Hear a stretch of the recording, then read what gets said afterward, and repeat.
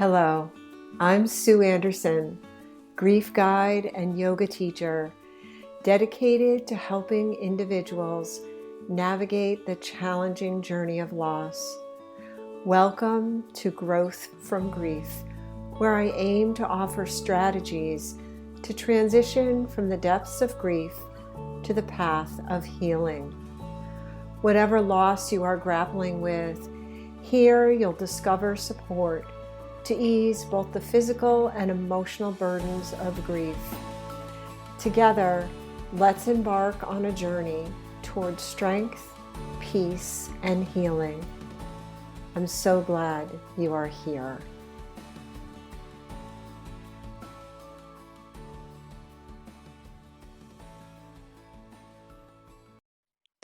Hi, and welcome to this episode of Growth from Grief. I'm your host, Sue Andersen. In today's episode, I want to talk to you a little bit about what I did starting on Saturday to get myself out of an emotional hole.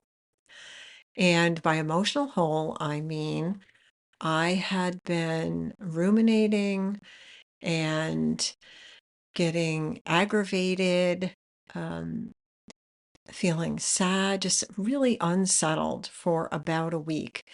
And, wasn't sleeping, felt like everything people would say to me, I was taking it the wrong way. Um, had a little bit of a chip on my shoulder, maybe. I just was not feeling myself. And it just didn't seem like I could get out of my own way emotionally, right? So everything just kept running around in my head, somebody had said to me. You know what I'm talking about when you get into one of those things, one of those days. And finally on Saturday, I realized, you know what, I've got to do something, um, because this is getting me nowhere. I'm unproductive, I'm unhappy, and now I'm making other people unhappy. And so that's not good. And it just kind of all of a sudden hit me that I have not been paying attention to my own practice. So, as you know, of course, I'm a yoga teacher and I teach different breath practices and meditations and have a program coming up, by the way, called 5 Weeks to Grief Relief, an online program with yoga, writing, and sharing. And I will be offering that coming up starting October 24th. You can find more information on my website, sueandersonyoga.com. But in that program is where I teach a number of breath practices and meditations for calming. So, kind of funny that I didn't practice any of those myself in the last couple of weeks. I don't know if you are familiar with Thich Nhat Hanh. Thich Nhat Hanh is or was a Buddhist monk, a very prominent teacher, social activist. Um, his teachings on mindfulness have just been, taken up by so many people worldwide. Um, and he's written over like 100 books, I think. So I went back to him. I went back to one of his meditations. And just to step back for a moment, my introduction to mindfulness was in 2015 when I was trying to decide if I wanted to be a yoga teacher or work with a local nonprofit on Cape Cod who taught mindfulness in the local school systems. And so I took this mindfulness course, which was a prerequisite for this training if I was going to continue with teaching mindfulness in schools. So I really um, learned a lot about being in the present moment, about focusing on my breath and noticing everything that I was doing. So, part of this practice of mindfulness is to be present with each thing that you're doing. So, for example, brushing your teeth, noticing what it's like to brush your teeth. What do the bristles feel against your teeth? What does the toothpaste taste like? So it's really, really focusing on each and everything that you're doing at that moment. And so we did in this training, we did this practice. One of the exercises we did was to eat lunch alone, each individual eat lunch by themselves, and to focus on your food and take 20, I think it was 20 minutes or 25 minutes to eat this food. So if you had a salad, right, you were savoring and tasting and noticing each bite of food. So you were staying in the present moment and you were focusing on that food. And that really had such a profound effect on me. I ultimately decided after that training that I wanted to pursue yoga teacher training. But of course, in yoga, you have meditation, you have breath work. So a lot of it was familiar. Of course, I had already been practicing yoga. So a lot of the mindfulness techniques were, um, familiar to me, familiar to me.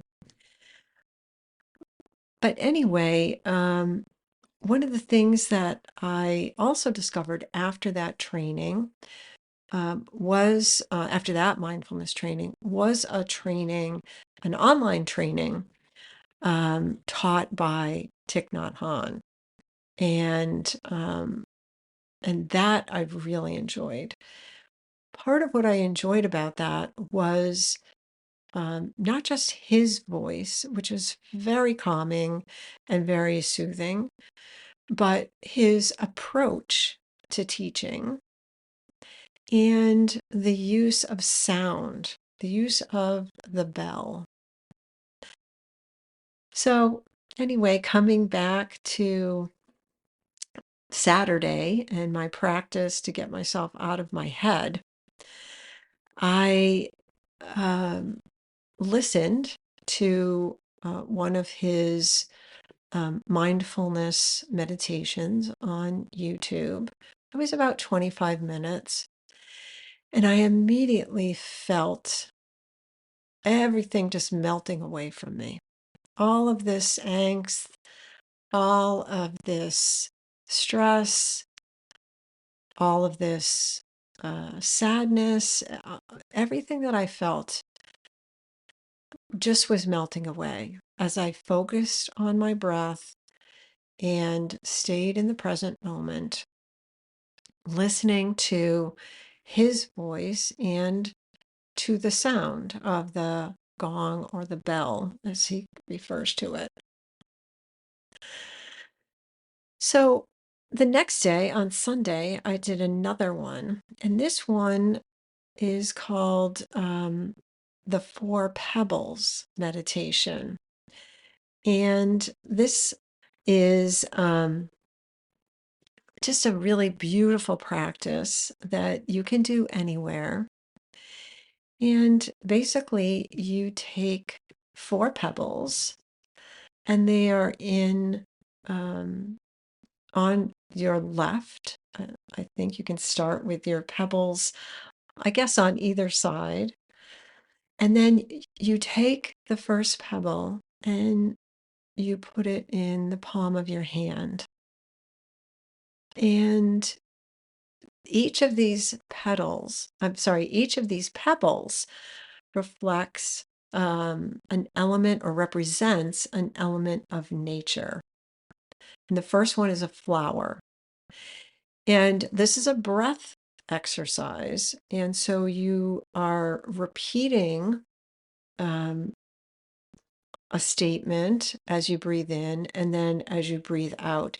And you do the breath technique 3 times. So, for example, the first one is breathing in, I see myself as a flower. Breathing out, I feel fresh. Flower, fresh. And you repeat that 3 times. And I will link to the full meditation um, that you can either my own, or you can also link to the one that's given by Thich Nhat Hanh and try that out as well. With each of these meditations, so it's flower, mountain, water, and space, those are the 4 elements. You're taking a pebble, for example, from your left, putting it in your palm, saying your um, meditation, and then you're bringing the pebble to the other side, so to the right. Another beautiful practice to keep you into the present moment. So for me, this felt really, really good. Now, this morning, as I practiced, I didn't feel like I needed to listen. My mind felt clearer. I wasn't ruminating. I didn't feel a lot of stress. So I was able to do the practice just on my own, focusing on the present moment. Now, in the book that Thich Nhat Hanh wrote called No Mud, No Lotus, The Art of Transforming Suffering, he has a number of different practices in here to help you. But one of the things that I really appreciate about this book is the reminder that suffering comes up, it takes over our mind, and it overwhelms us, right? But he advocates that we invite another energy to come up at the same time, the energy of mindfulness. So let me just read a passage here. The function of mindfulness is first to recognize the suffering and then to take care of the suffering.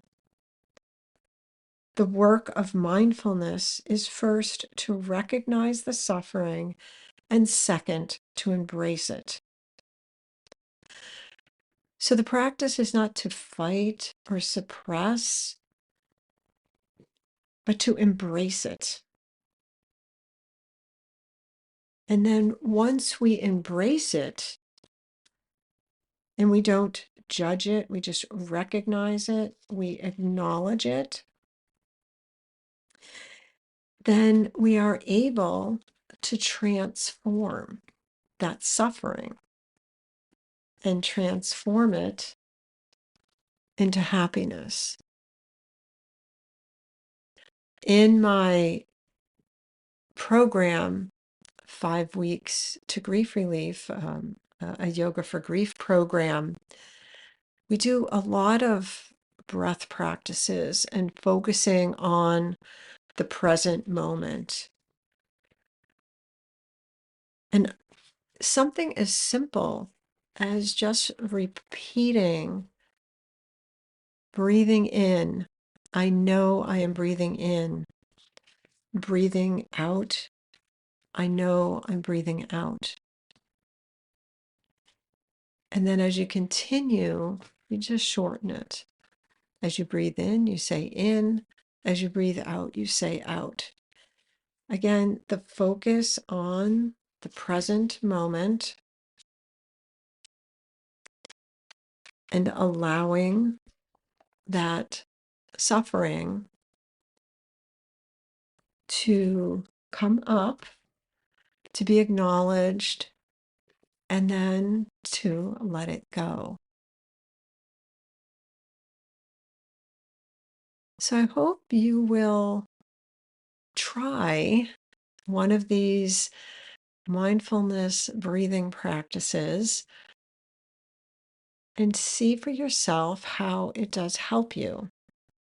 And remember, it's a practice, so it does take some time. It's not something that's going to make you feel 100% better the first time you try it, but it might. And it might be helpful to do this kind of meditation or mindfulness practice, listening to someone guide you through it. That might be helpful. Anyway, I wanted to share that with you to let you know that we are able to change ourselves, right? We have the power within ourselves, just with our breath, to be able to change the situation. We can make our suffering worse with that ruminating, with those feelings of anger and lashing out, or we can embrace those feelings, coming to a quiet space, focusing on the breath, maybe saying a little mantra, breathing in, I'm breathing in, breathing out, I'm breathing out, letting it come to the surface, letting it move and transform so we can be open and find happiness. Thank you for listening to this episode. See you the next time.